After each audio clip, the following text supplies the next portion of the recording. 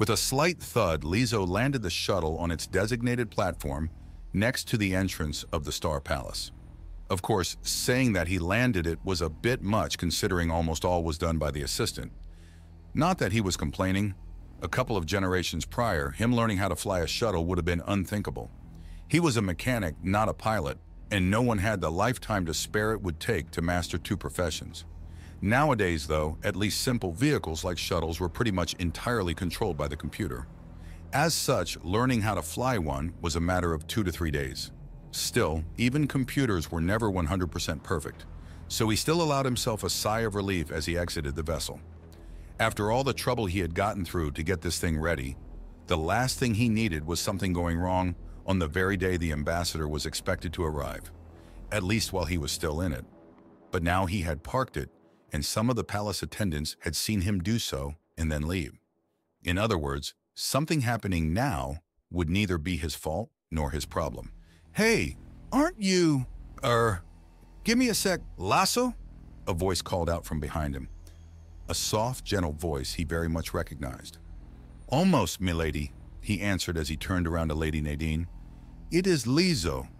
The alien noblewoman seemed to have just exited the palace and was now coming down the stairs of the main entrance toward him, framed by 2 of the royal guards. She was also carrying a huge box on her back that was easily double her height. Why was she carrying it and not the guards? "Can I be of your assistance?" he asked with a bow. He was not going to repeat his mistake from last time, that much was for sure. The foreigner's expression changed for a moment.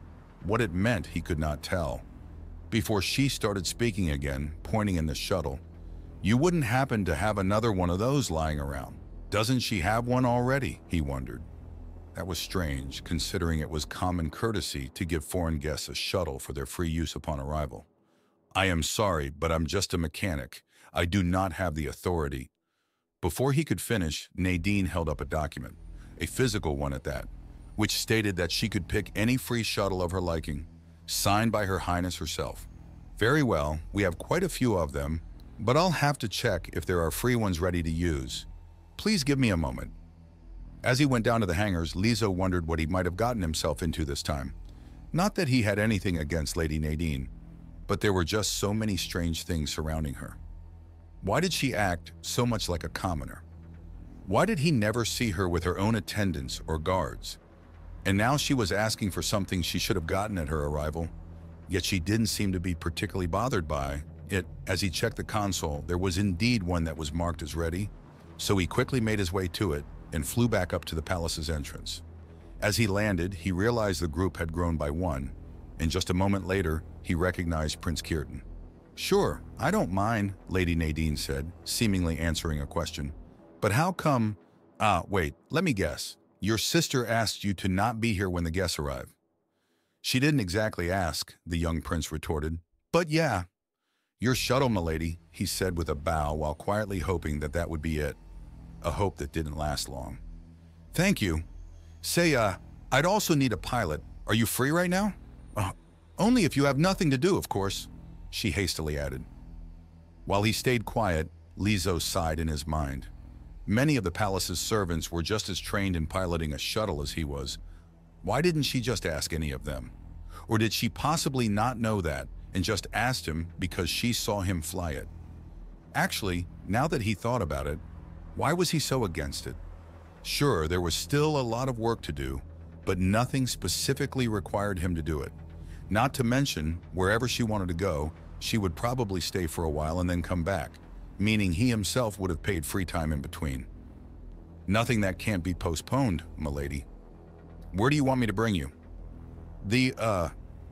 What was that forest called again?"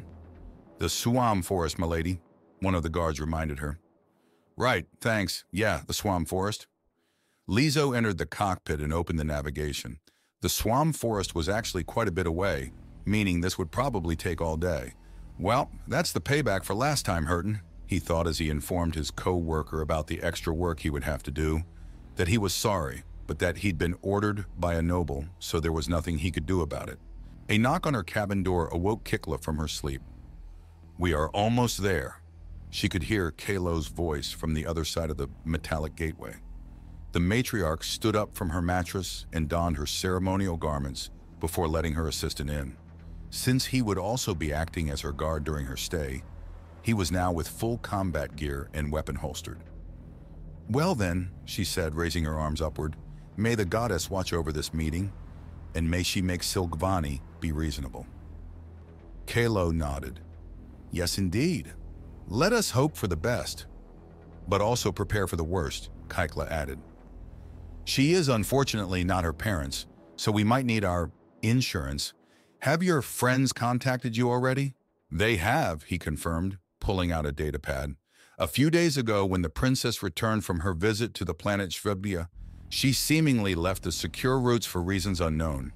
They were attacked, and while they were able to win the fight, pretty much all her guards died." That was certainly interesting. It didn't directly connect to the situation at hand, but every piece of information was of value. "Did your contact know who the attacker was?" "Unfortunately, no, but there was no diplomatic fallout afterward, so the process of elimination would point toward the Kirosha. I mean, you know how her parents are. If it was anyone in the Alliance, there would be one member less now." That was certainly true. The Alliance was mainly a pact of non-aggression, paired with some joint operations like guarding the hyperlane entrances. But pretty much all parties of the Alliance had been at some point at war with each other, not to mention the large, fittingly named Alliance War, a couple of generations prior, that had ultimately led to this pact. There was still a lot of distrust, which was also the reason why the negotiations of every new interplanetary trade agreement were each a war in and of themselves. Were it not for the threat of the Kirosha, the Alliance would have probably crumbled by now. And while the King and Queen of Homi were overall pretty easygoing, they were very protective of their daughter. Had another Alliance member attacked Silgvani, they would have sent out their armada without a second thought. And while news traveled slow across space, Kalo's contact would have definitely known that. "But that is not the important part," Kalo continued and showed her a photograph. "One of the dead guards had a wife called Kaila. She belongs to a former noble clan that fell from grace just 2 generations prior. Normally, she works as a maid at the Sun Palace, but was amongst others sent to the Star Palace to help with the increased workload our visit brings.